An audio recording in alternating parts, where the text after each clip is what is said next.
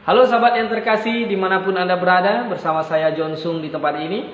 Pada kesempatan kali ini saya ingin menjelaskan kepada kita semua jalan menuju surga menurut Alkitab. Saudara yang kasih di dalam Tuhan, Amsal pasal 14 ayat 12 mengatakan bahwa ada jalan yang disangka orang lurus tetapi ujungnya menuju maut. Amsal ditulis oleh Salomo, seorang raja yang berhikmat. Di ayat ini sekaligus juga menjadi sebuah peringatan bagi kita semua. Dia memberikan sebuah peringatan. Ada jalan yang disangka orang lurus tetapi ujungnya menuju maut. Banyak orang berpikir bahwa iman yang dia yakini pada saat ini adalah jalan yang benar, jalan yang lurus. Tetapi tanpa disadari ketika sampai di ujungnya, akhirnya mereka menuju maut. Oleh sebab itu, sebelum Anda memastikan berjalan ke suatu jalan, pastikan arah Anda adalah jalan yang benar dan bukan menuju maut, tapi menuju hidup yang kekal. Nah, Amsal memberikan sebuah peringatan dan Yesus menjawab. Di dalam kitab Yohanes, Injil Yohanes pasal 14 ayat 6, Yesus menjawab, kata Yesus kepadanya, akulah jalan dan kebenaran dan hidup. Tidak ada seorang pun datang kepada Bapa kalau tidak melalui aku. Ini adalah sebuah statement dari Tuhan Yesus Kristus, sebuah pernyataan yang sangat berani. Banyak orang mengatakan ini sebuah pernyataan yang sombong, pernyataan yang terlalu gegabah. Tetapi sesungguhnya seorang yang kasih di dalam Tuhan, mari kita lihat, mari kita pelajari apa sesungguhnya yang Alkitab tawarkan. Keselamatan seperti apa yang Yesus tawarkan. Seorang yang kasih di dalam Tuhan, pada mulanya manusia diciptakan, diletakkan di Taman Eden, ada Adam dan Hawa. Adam dan Hawa diciptakan memiliki hati yang kudus. Dan posisinya di Taman Eden adalah posisi yang kudus. Orang yang tidak pernah berdosa, hatinya tentu kudus. Dan posisinya di Taman Eden tidak tercemar oleh dosa, tentu adalah tempat yang kudus. Nah, seorang yang kasih di dalam Tuhan, tetapi Adam dan Hawa ini adalah makhluk manusia yang diciptakan Tuhan, bukanlah seperti robot yang bisa disetel, diprogram, tetapi manusia diciptakan memiliki kehendak bebas, free will, untuk memilih taat kepada Tuhan atau melawan Tuhan. Oleh sebab itulah kita berkata bahwa manusia adalah makhluk yang berkepribadian. Kalau robot itu bukanlah makhluk, tetapi itu adalah sebuah mesin. Jadi seorang yang kasih di dalam Tuhan, ketika Adam dan Hawa diciptakan dan diletakkan di Taman Eden, dia memiliki hati yang kudus dan posisi yang kudus. Namun dia diperintahkan untuk membentuk karakter yang kudus. Karakter membentuk karakter yang kudus ini adalah butuh sebuah ujian. Nah, Tuhan meletakkan pohon pengetahuan baik dan jahat di tengah-tengah taman dan berkata bahwa semua buah dari pohon di taman ini boleh kamu makan, tetapi tentang buah pohon pengetahuan baik dan jahat jangan kamu makan. Tetapi ternyata kita melihat bahwa Adam dan Hawa akhirnya gagal membentuk karakter yang kudus, sehingga membawa akibat dia kehilangan posisi yang kudus dan hati yang kudus.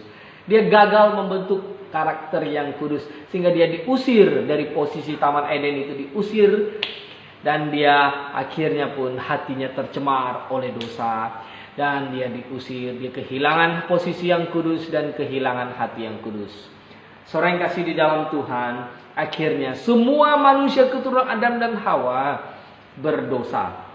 Tanpa disadari semua manusia cenderung ingin berbuat dosa. Karena semua orang yang keturunan Adam dan Hawa telah memiliki posisi orang berdosa dan hati yang cenderung untuk berdosa. Dosa adalah akibat yang mengakibatkan manusia tidak bisa menghampiri Allah dan masuk surga. Dosa harus dihukum. Tidak ada jalan lain lagi untuk membereskan dosa, menyelesaikan masalah dosa. Karena dosa adalah pelanggaran terhadap hukum Allah, maka dosa harus dihukum. Sebagaimana Allah telah umumkan bahwa upah dosa ialah maut.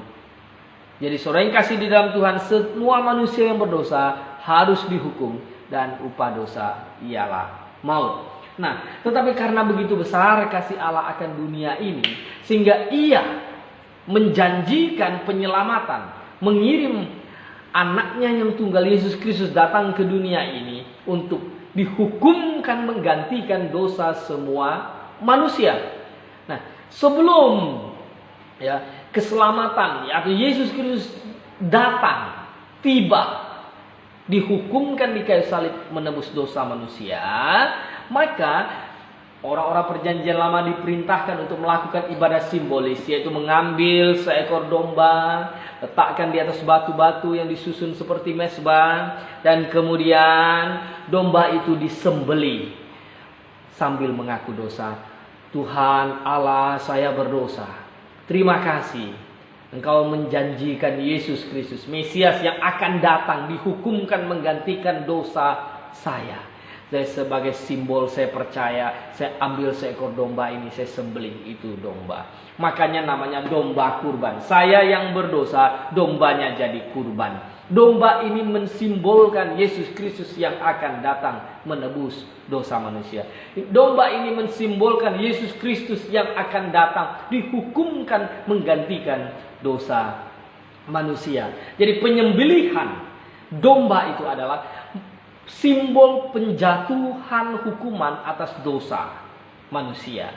Saudara yang kasih di dalam Tuhan, dosa tidak dapat diselesaikan dengan amal, ibadah, dan berbagai usaha manusia, atau sekedar kita mohon kemurahan Allah. Dosa hanya dapat diselesaikan dengan penghukuman. Ada banyak agama di dunia ini yang menyatakan bahwa kita harus membereskan dosa dengan amal, ibadah, dan berbagai macam usaha manusia. Intinya adalah bahwa semua itu adalah cara manusia yang sombong. Tidak ada amal yang bisa menghapuskan dosa. Itu hanya bisa mengelabui mata manusia saja. Kalau seandainya masuk surga pun dengan usaha manusia, maka semua manusia yang masuk surga akan merasa sangat sombong karena dia berpikir adalah itu usahanya. Kita masuk surga bukan karena kebaikan dan kehebatan kita sebagai manusia, tetapi adalah karena kasih karunia Allah oleh iman kita kepada Yesus Kristus. Dan Yesus Kristus telah dihukumkan di atas kayu salib menanggung semua dosa kita. Jadi saudara yang kasih di dalam Tuhan Yesus Kristus, penyaliban Yesus adalah penghukuman atas dosa seisi dunia. 1 Yohanes 2 ayat 2 dikatakan, dan Ia adalah pendamaian untuk segala dosa kita, dan bukan untuk dosa kita saja, tetapi dosa seisi dunia. Jadi saudara yang kasih di dalam Tuhan Yesus Kristus, Anda tahu, Anda pernah belajar bahwa di dalam perjanjian lama semua anak sulung di Mesir dibunuh. Itu adalah mensimbolkan bahwa Yesus Kristus, anak sulung yang disalibkan, dihukumkan, dan darahnya tercurah dan dioleskan di ambang pintu, itu mensimbolkan anak domba Allah yang menebus dosa semua manusia. Dan semua anak Yahudi yang percaya pada darah domba telah digantikan dan tidak akan ada penghukuman.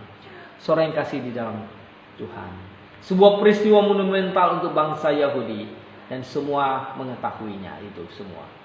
Nah, saudara yang kasih di dalam Tuhan, Anda tahu ada simbol lagi di dalam perjanjian lama bagaimana ular, tembaga penyembuh bisa ular adalah gambaran sang juru selamat Yesus Kristus yang dihukumkan, dipakukan di atas kayu salib. Di dalam Yohanes 3:14 dia menanggung dosa semua manusia, dan dia disimbolkan sebagai ular yang besar. Yesus Kristus dimahkotai dengan mahkota duri yang dipaksakan sehingga kepalanya bercucuran darah yang segar. Dia dicambuk dengan cambukan yang berduri yang mencabik-cabik tubuhnya sampai semua kulit dan darahnya tercurah. Tubuhnya merah oleh darah karena menebus dosa manusia. Dia dihukum demi menanggung dosa Anda dan saya. Dia dipakukan dengan paku kuno yang kasar demi menebus dosa Anda dan saya. Saudara yang kasih di dalam Tuhan, saatnya lah Anda berpaling dan bertobat, percaya kepadanya. Datanglah kepada Tuhan dan berkata bahwa Tuhan, terima kasih, Engkau telah dihukumkan. Engkau telah dihina, engkau dibunuh, dimaki demi menanggung semua dosa saya. Tubuhnya tertutup oleh darah. Tuhan, saya orang berdosa. Saya minta ampun kepadamu dan saya ingin sungguh-sungguh percaya kepadamu.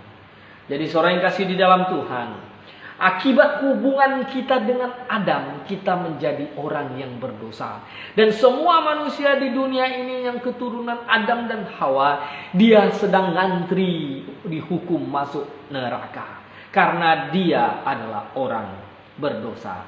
Tetapi barang siapa berpaling melihat kepada Yesus Kristus, mengaku, Tuhan Yesus, terima kasih, Engkau telah dipakukan di kayu salib, dihukumkan menggantikan semua dosa saya. Seharusnya saya yang dihukum, tapi terima kasih Yesus, telah Engkau dihukumkan menggantikan semua dosa saya. Sekarang saya mau percaya kepadamu sungguh-sungguh. Saya mau sungguh-sungguh beriman kepadamu, maka orang itu akan diselamatkan. Nah, oleh sebab itu semua bayi manusia di dunia ini pasti mati masuk surga. Karena semua dosa bayi, posisi bayi sebagai keturunan Adam, telah digantikan oleh Tuhan Yesus Kristus di kayu salib. Tetapi setiap anak yang dewasa menjadi akil balik, dia dituntut harus bertobat dan percaya kepadanya. Jadi saudara yang kasih di dalam Tuhan, setiap orang yang menjalin hubungan, mengaku percaya kepada Tuhan Yesus Kristus, dia dihubungkan menjadi sebuah anak Allah. Dia menjadi orang benar. Dan barang siapa yang percaya kepadanya, dia pindah dari posisi orang berdosa menjadi posisi orang benar. Dan dia sedang ngantri masuk surga. Ingat, semua dosa kita yang dulu, yang sekarang, dan yang akan datang, ditanggung oleh Tuhan Yesus Kristus, dihukumkan di kayu salib. Kita diselamatkan oleh anugerah dalam iman kepada Yesus Kristus, bukan karena usaha dan kehebatan kita. Kita berdosa, kita tak berdaya. Hanya anugerah Kristuslah yang mampu menyelamatkan kita. Saudara yang kasih di dalam Tuhan, dimanapun Anda berada, marilah kembali kepada Yesus Kristus, datang kepadanya dan berkata, Tuhan terima kasih, Engkau telah mati di kayu salib, dihukumkan menggantikan semua dosa saya. Sekarang saya mau hidup menggantikanmu. Jadi saudara yang kasih di dalam Tuhan, orang perjanjian lama percaya kepada Yesus Kristus yang akan datang menebus semua dosanya. Dan kita hari ini orang perjanjian baru percaya kepada Yesus Kristus yang sudah dihukumkan menggantikan semua dosa kita. Dosa kita yang dulu, yang sekarang, dan yang akan datang, kita serahkan kepada Tuhan Yesus Kristus semuanya. Dan kita menjadi anaknya, kita mengikutnya. Maka kapanpun kita mati, kita pasti masuk surga. Oleh sebab itu benarlah perkataan Tuhan Yesus, bahwa dia berkata, akulah jalan kebenaran dan hidup. Tidak ada seorang pun datang kepada Bapa kalau tidak melalui aku. Jadi manusia dari Adam sampai nanti manusia terakhir, tidak ada satupun orang yang bisa masuk surga tanpa melalui Yesus Kristus. Perkataan Yesus Kristus hanya ada dua kemungkinan. Dia benar atau dia salah. Atau Yesus bohong, berdosa. Itu tidak mungkin. Saya lebih percaya Yesus adalah benar. Dan saya harap Anda yang mendengarkannya juga percaya bahwa Yesus adalah Allah yang maha benar, yang telah datang ke dunia, mati, dihukumkan menggantikan semua dosa manusia, dosa Anda dan dosa saya. Oleh sebab itu, hendaknya engkau katakan dalam hatimu, Tuhan, saya minta ampun, saya bertobat, saya ingin sungguh-sungguh percaya kepadamu. Sampai jumpa di lain kesempatan bersama saya, John Sung.